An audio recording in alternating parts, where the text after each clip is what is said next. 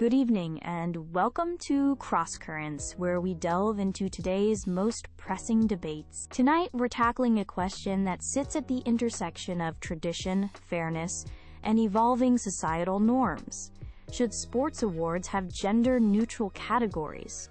This topic has gained considerable traction recently, reflecting broader conversations about gender identity and equality in all spheres of life, including the competitive world of sports. Joining me to discuss this are two distinguished guests. Alex, a renowned sports journalist and a vocal proponent for gender-neutral awards, and Dr. Emily Carter, a respected sports historian who will be presenting arguments for maintaining gender-specific recognition, or at least expressing caution about a wholesale shift. We'll begin with opening statements from both our guests, followed by a discussion, and then closing remarks. Alex, would you like to start us off? Thank you, Sarah. I firmly believe that transitioning to gender-neutral sports awards is not just a progressive step, but a necessary one if we are to truly champion equality, inclusivity, and meritocracy in sports. The essence of sports recognition should be the celebration of an athlete's talent, their unwavering dedication, and the sheer skill they exhibit. These qualities are not bound by gender. Traditional gendered categories, while historically understandable, can be inherently restrictive in today's world. They often fail to accommodate non-binary athletes and the wider gender spectrum, effectively marginalizing individuals who don't fit neatly into binary boxes. My core argument is this: performance, achievement, and the impact an athlete has on their sport should be the primary, if not sole, criteria for recognition. We should be asking, who was the best athlete, not who was the best male or female athlete. Furthermore, gender-neutral awards could serve as a powerful inspiration for wider participation. By removing gender-based limitations on who can be recognized at the highest level, we encourage everyone to strive for excellence, irrespective of their gender identity. I acknowledge that there are potential challenges. Ensuring fairness across different physiological realities is a concern that often comes up, but these are not insurmountable obstacles.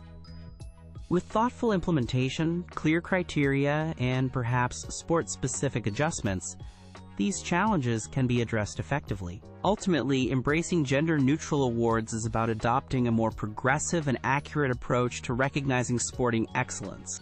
It's about creating a system that truly reflects the diverse talent within the global sporting community. Thank you, Alex. Dr. Carter, your opening statement, please. Thank you, Sarah and Alex. I appreciate the intent behind the call for gender-neutral awards. The pursuit of inclusivity is indeed a vital goal in modern sports.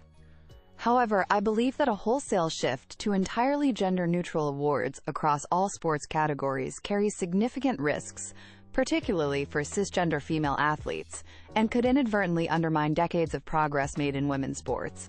My primary concern revolves around competitive fairness and the very real physiological differences that exist, on average, between elite male and female athletes in many sports. These differences, in areas like strength, speed, and endurance, are not societal constructs but biological realities that impact performance outcomes significantly. Historically, women's categories were established precisely because these differences were recognized. They were created to provide women with a dedicated platform for visibility, fair competition, and recognition in a sporting world overwhelmingly dominated by men. To dismantle this structure entirely could, ironically, be a regressive step. If all major awards became gender-neutral, there's a strong possibility, supported by current performance data in many disciplines, that male athletes would dominate most categories. This wouldn't necessarily be due to greater talent or dedication, but due to these inherent physiological advantages. The result could be fewer opportunities for female athletes to receive top honors, leading to reduced visibility and potentially impacting funding and development for women's sports. Rather than a complete overhaul, I would suggest exploring alternatives. We could maintain distinct male and female categories for most awards, while perhaps introducing specific, high-profile, gender-neutral awards for achievements that transcend gender. Like Athlete of the Year, based on overall impact. Enhancing support, investment, and media coverage for women's sports is also crucial. In conclusion, while striving for inclusivity is paramount, we must do so in a way that protects and continues to celebrate the specific achievements of female athletes, ensuring they are not inadvertently erased or disadvantaged. The legacy of women in sports is one of fighting for recognition, and we must be careful not to compromise that. Thank you both for those compelling opening statements. Alex, Dr. Carter brings up the very pertinent concern of physiological differences potentially disadvantaging female athletes in a purely gender-neutral system. How would such a system ensure genuine fairness and address this significant challenge? That's a crucial point, Sarah, and one that proponents of gender-neutral awards take very seriously. The solution isn't to ignore these differences, but to design award systems that are more sophisticated than simple gender binaries. We could, for example, establish categories based on objective performance metrics, skill levels, or even weight classes where applicable, rather than solely on gender. Think about how boxing or weightlifting already use weight categories to ensure fair competition. Similar principles could be adapted. It's also important to acknowledge that some sports might be more immediately adaptable to gender-neutral awards than others. Technical skill-based sports, or those where direct physical confrontation isn't the primary factor, might transition more smoothly. The goal is always to recognize the, quote, best athlete based on criteria relevant to that specific sport's demands. Furthermore, many prestigious awards are already non-gendered in essence, such as Most Valuable Player, or awards for Best Tactical Play, or Sportsmanship. We could expand these types of recognitions, focusing on diverse aspects of athletic achievement beyond raw physical output.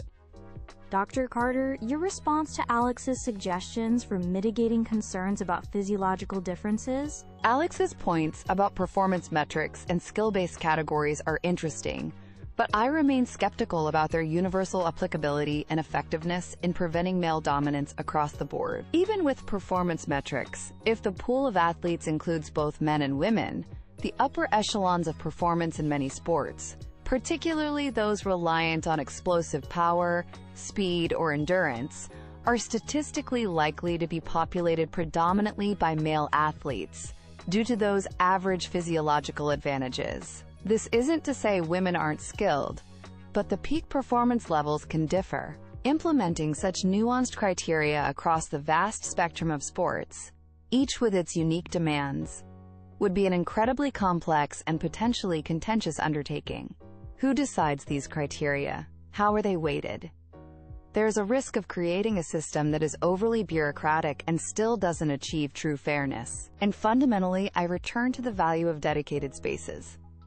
Women's categories provide a guaranteed platform for celebrating female excellence. Diluting this, even with the best intentions of neutrality, risks losing that vital space, and could lead to the inadvertent erasure of women's specific sporting achievements from top-tier recognition. We've heard strong arguments regarding fairness and the practicalities of implementation.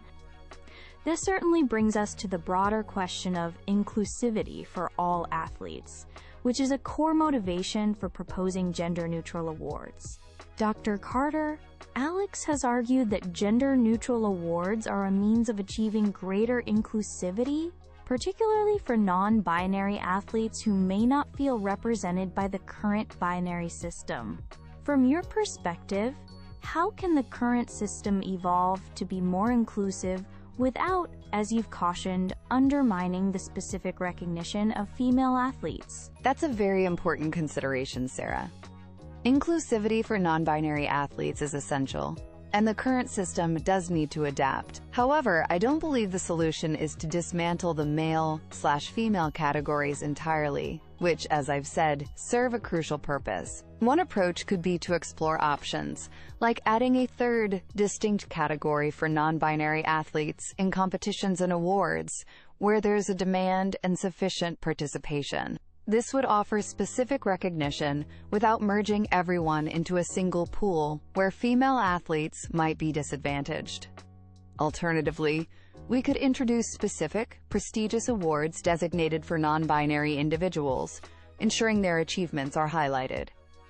The guiding principle should be that enhancing inclusivity for one group should not inadvertently diminish the hard-won opportunities or recognition for another, particularly female athletes who have historically fought for their space. Another potential compromise could be to maintain traditional gendered categories for most awards, but also introduce a number of select open or all-gender categories for certain marquee awards.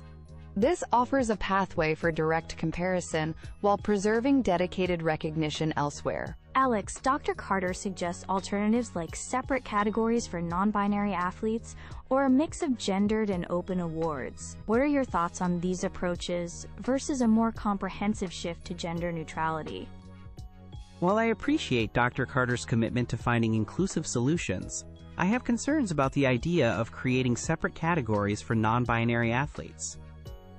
While seemingly inclusive, this approach might inadvertently lead to further marginalization, rather than true integration and equality. Non-binary athletes often express a desire to be recognized within the broader spectrum of athletes, not segregated into a smaller, potentially under-resourced category. The goal should be a system where an athlete's gender identity is not the determining factor for which award they can compete for. My advocacy for gender-neutral awards is rooted in the belief that performance, skill, and dedication should be the sole determinants. We need to move beyond using gender as a primary classification for awards. The ultimate aim should be to transcend these gender-based divisions in sports recognition, fostering a truly unified sporting community. Creating quote-quote categories alongside gendered ones might be a step, but it still frames gender as a fundamental differentiator. I believe we should be bolder and aim for a system that, by default, assesses all athletes on their merits within their sport, with appropriate non-gendered classifications where necessary for fairness, like skill or weight divisions. We see two distinct philosophies emerging. One focused on adapting existing structures to enhance inclusivity, and the other advocating for a more fundamental shift towards performance as the primary, gender-blind criterion. Alex, as we move towards concluding remarks, what's your final pitch for why gender-neutral awards are the way forward?